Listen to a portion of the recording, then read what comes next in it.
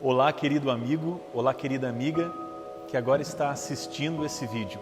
É um prazer estar aqui com você e eu quero transmitir aquilo que Deus colocou no meu coração, uma palavra de aprendizagem em meio à crise. Eu quero refletir com você no texto que se encontra no livro do Gênesis, capítulo 1.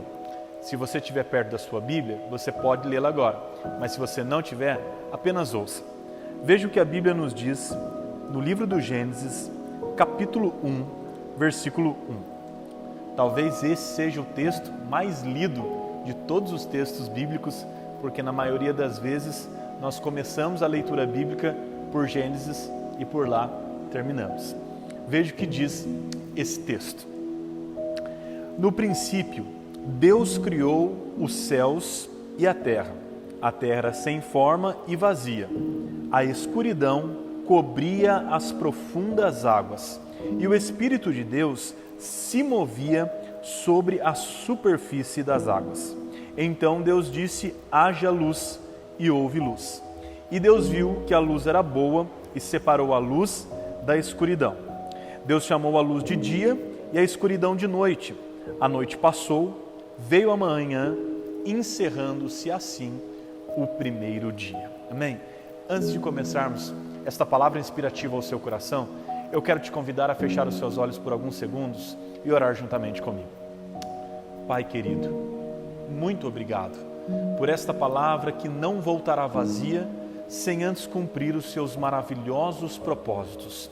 Fala conosco, Pai, neste dia, e que esta palavra possa alcançar o coração deste homem e desta mulher e produzir nele bons frutos. Para a glória de Deus, nós oramos em nome de Jesus. Amém e amém. Como eu disse no começo desse vídeo, essa palavra ela tem o propósito de nos ensinar sobre os aprendizagens que podemos ter em meio à crise. E a primeira coisa que eu olho para o texto e vejo é a ordem de como Deus começou a fazer as coisas. A Bíblia diz que Deus criou os céus e a terra. E eu tenho plena convicção que a ordem céu e terra não estão no texto de maneira aleatória. Sabe por quê? Porque eu tenho plena convicção que Deus criou o céu em primeiro lugar, porque Ele tinha algo para nos ensinar em relação a isso. A primeira lição que eu quero compartilhar com você em relação ao aprendizagem que podemos ter em meio às crises é que antes de Deus criar nossa morada terrena, Deus criou a nossa morada eterna. O que quer dizer, meus irmãos, que os conflitos não alteram os projetos de Deus. Deus usa cada processo da nossa vida para nos ensinar preciosas lições. Deus já havia preparado o nosso pódio antes mesmo da corrida da vida se iniciar. Deus conhece o final da nossa história e é por isso que Ele permanece sobre o encalço das nossas vidas. É por isso que Ele não desiste de mim e é por isso que Ele não desiste de você.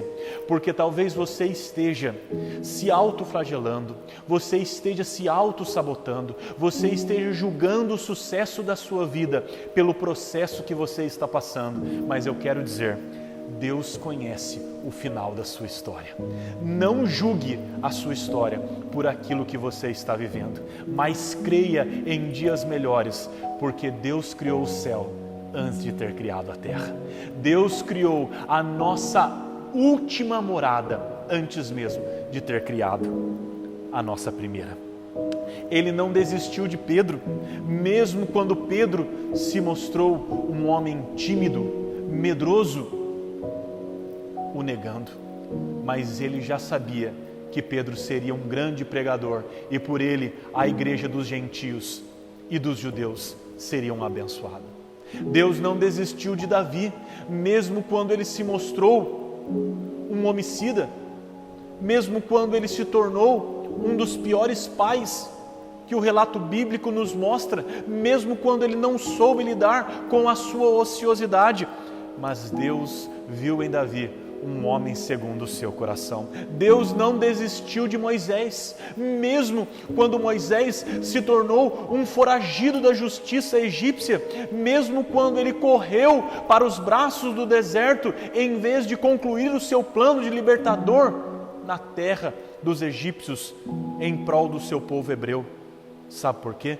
Porque Deus já havia visto a sarça arder antes dela arder. Porque Deus já havia visto o maná cair do céu antes do maná cair. Porque Deus já havia visto o mar se abrir antes que o mar se abrisse. Deus já viu o final da sua história e é por isso que Ele não desiste de você. Mas uma lição que nós precisamos aprender em meio à crise é que Deus conhece o final das nossas histórias e nós conhecemos apenas o começo.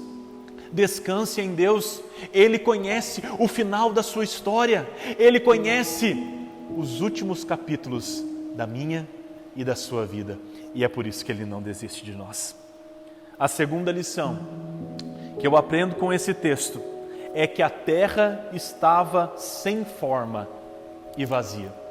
Eu não sei o que significa para você esses dois adjetivos que qualificam algo que não é bom, mas eles estão aqui no texto para nos mostrar que aonde a presença de Deus pairava, não havia graça nenhuma, não havia forma de vida nenhuma, não havia vida, não havia luz, não havia nada que pudesse ser olhado e adjetivado de forma boa. A Bíblia diz que é depois que Deus cria as primeiras coisas, do primeiro dia, que Ele olha e diz que o seu trabalho é bom. Mas antes, a face do abismo não trazia nenhum encanto aos olhos de Deus. Algo que não tem vida, algo que não tem luz, algo que não é bom. A melhor definição que nós podemos dar é caos. E era exatamente nesse lugar que Deus estava, em meio ao caos. E não era qualquer caos, era o caos que havia tomado toda a terra. Toda a terra estava cheia da permanência do caos. Mas há algo maravilhoso nesse texto que me faz pensar em como Deus é soberano. Lembre-se que em face do maior caos que já existiu, o Espírito de Deus estava sobre ele. O texto diz: e o Espírito de Deus pairava sobre a face das águas, sobre a face do caos. Deus estava superior a tudo aquilo que estava acontecendo. Deixa eu te dizer uma coisa, meu amigo, deixa eu te dizer uma coisa, minha amiga. A soberania de Deus, ela nos faz, nesses dias de crise, continuar crendo no seu poder absoluto, porque Ele sempre esteve acima do caos. Deus está soberanamente sobre o caos da sua história.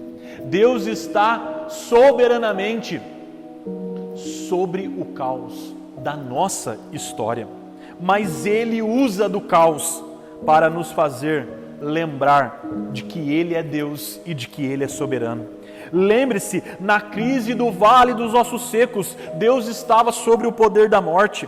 Lembre-se, na crise da tempestade que os discípulos enfrentavam, Jesus estava sobre as águas. Lembre-se, na crise da fornalha de fogo ardente, Deus estava sobre o poder do fogo.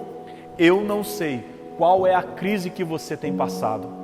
Eu não sei qual é a dificuldade que você está sentindo nesse dia de hoje, mas isso não muda o fato de que Deus permanece soberano a tudo e soberano a todos. Deus está no controle desta situação. Deus está sobre esta situação e não sob essa situação. E a Bíblia diz que aqueles que confiam no Senhor experimentam da mesma experiência de Deus, voar sobre as crises. A Bíblia diz que Ele fará de nós como águias que voam sobre as tempestades. Se você deseja voar e estar sobre esta crise, que abateu a sua casa, a sua vida, o seu casamento, o seu emprego, a vida dos seus filhos, a sua vida emocional, a sua vida financeira. Eu não sei aonde essa crise possa estar. Eu quero te dizer uma coisa: experimente confiar na soberania daquele que nunca mudou, nem mudará em meio gerações e gerações. Por último, o que esse texto me ensina é que antes de criar, é necessário organizar. E isso é um princípio lógico da vida humana. Antes de Deus criar o que Ele tinha de criar, Ele organizou o caos. A Bíblia diz que Deus colocou água no lugar onde deveria estar, luz no seu devido lugar. Deus plantou lugares específicos para cada função. Tenha plena convicção de que Deus, Ele irá organizar a sua vida em meio aos problemas que aparecerem no decurso do seu viver. Eu tenho plena convicção que no curso da história, Deus tem usado de crises para organizar a humanidade da maneira que Ele gostaria que a humanidade se portasse. Lembre-se que as nossas crises existenciais nos faz voltar à nossa real essência. Quantas vezes, depois de uma crise profunda da nossa existência, da nossa pessoa, nós voltamos e nos tornamos o que realmente Deus deseja que sejamos. Deixa eu te contar uma coisa aqui. Talvez você não me conheça, meu nome é Murilo, eu sou pastor de uma igreja na cidade de Tremembé, e muitas vezes eu questionei o meu chamado, eu questionei a minha capacidade de permanecer fazendo aquilo que eu faço, eu questionei se eu era a pessoa certa. De todos estes questionamentos e destas crises existenciais, Deus me levou a um profundo sentimento de que eu sou aquilo que Ele disse que eu sou. Eu sou filho de Deus. E porque eu sou filho de Deus, eu sou herdeiro de todas as bênçãos e promessas que meu Pai deixou para mim. Lembre-se, crises financeiras nos faz voltar à nossa verdadeira simplicidade. Eu não sei se você já assistiu um filme chamado Em Busca da Felicidade, que conta a história de um pai que perdeu tudo, mas encontrou na derrocada final da sua vida o que ele tinha de mais precioso: a sua família. O Bill Hybels conta em um dos seus livros a experiência de um milionário que, podendo dar um conselho a futuros homens com a ambição de se tornar rico, disse: cuidado, o sucesso talvez seja para você a sua maior derrota. As crises financeiras nos levam à maior simplicidade. As crises familiares nos levam a ver qual é o nosso maior patrimônio. Deus usa de crises para nos fazer enxergar o que talvez só Ele está enxergando. Deus usa de crises para organizar nossas vidas antes de mostrar o que Ele tem de melhor para nós.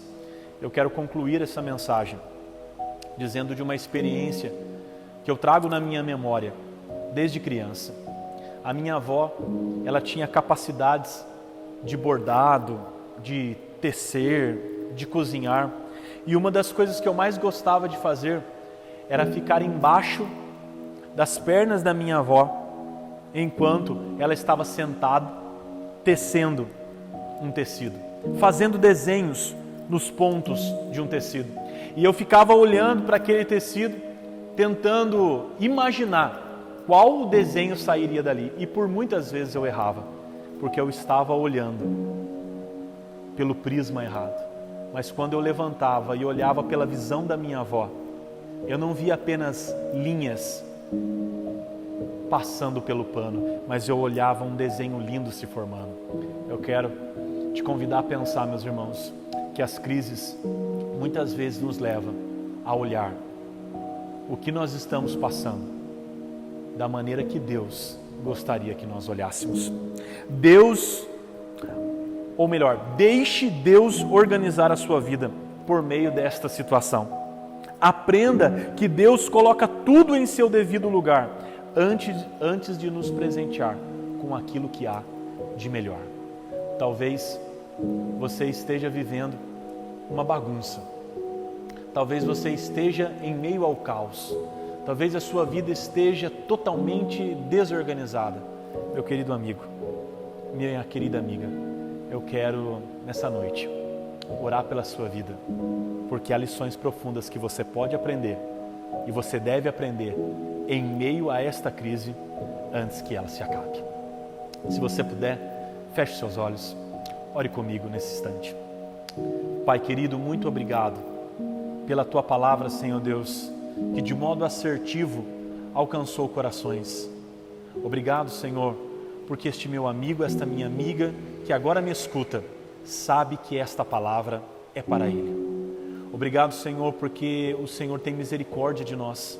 E mesmo enquanto permanecemos não querendo aprender, o Senhor permanece nos querendo ensinar. Obrigado, Jesus, porque eu tenho certeza que lições preciosas nós podemos aprender com esta crise e com todas as outras que ainda virão. E que nós possamos sairmos desta crise muito melhor do que entramos. Nós oramos, Pai, agradecidos pelo seu trabalho. Em nome de Jesus. Amém e amém. Um forte abraço.